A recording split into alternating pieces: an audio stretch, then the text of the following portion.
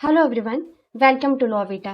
आज हम constitutional law के टॉप 5 ऐसे लैंडमार्क जजमेंट्स को डिस्कस करेंगे जो हर लॉ स्टूडेंट को पता होनी चाहिए।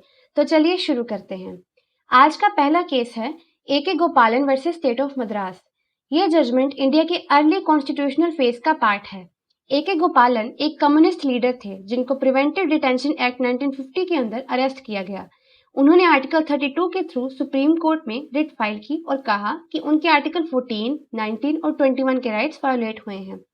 उनका आर्गुमेंट था कि आर्टिकल 21 में प्रोसीजर एस्टैब्लिश्ड बाय लॉ का मतलब होना चाहिए ड्यू प्रोसेस ऑफ लॉ, लेकिन सुप्रीम कोर्ट ने इस केस में कहा कि नेचुरल जस्टिस वायोलेट नहीं हुआ। आर्टिकल 19 और 21 का आपस में कोई लिंक नहीं है और डिटेंशन वैलिड है अगर लॉ के अकॉर्डिंग प्रोसीजर फॉलो हुआ हो। ये जजमेंट आर्टिकल 21 के इंटरप्रिटेशन का एक इंपॉर्टेंट स्टार्टिंग पॉइंट था। दूसरे केस का नाम है Golaknath versus state of Punjab. इस केस में फंडामेंटल राइट्स के अमेंडमेंट पावर पर सवाल उठाया गया। गोलकनाथ फैमिली के पास पंजाब में 500 एकर्स की जमीन थी, पर Punjab security and land tenures act 1953 के अंदर उन्हें सिर्फ 30 एकड़ जमीन दी गई और बाकी की जमीन उनसे ले ली गई। उन्होंने इस चीज को कोर्ट में चैलेंज किया।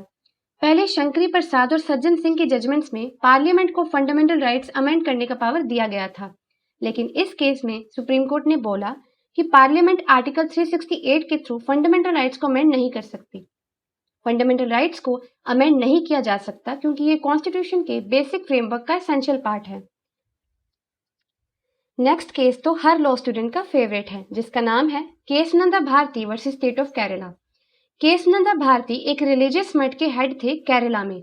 लैंड रिफॉर्म लॉज के अगेंस्ट उन्होंने पिटीशन फाइल की। सुप्रीम कोर्ट ने हिस्टोरिक जजमेंट दिया।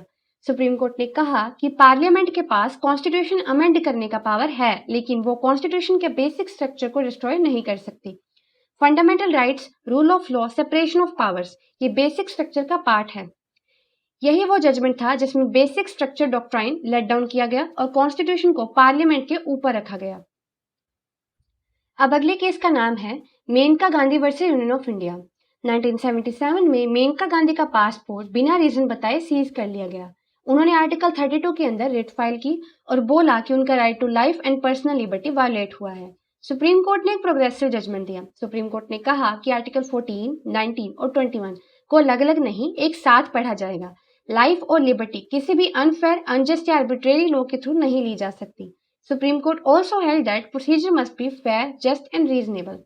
इस केस ने आर्टिकल 21 का स्कोप इतना एक्सपेंड किया कि आज के right to education, clean environment, livelihood सब इसी के फाउंडेशन पर बेस्ड हैं। आज के लास्ट केस का नाम है SR. Bommai versus Union of India.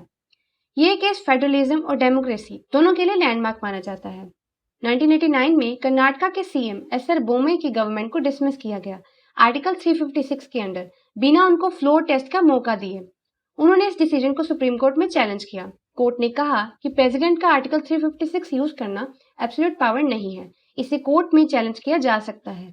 Majority का टेस्ट हमेशा असेंबली के फ्लोर पे होना चाहिए।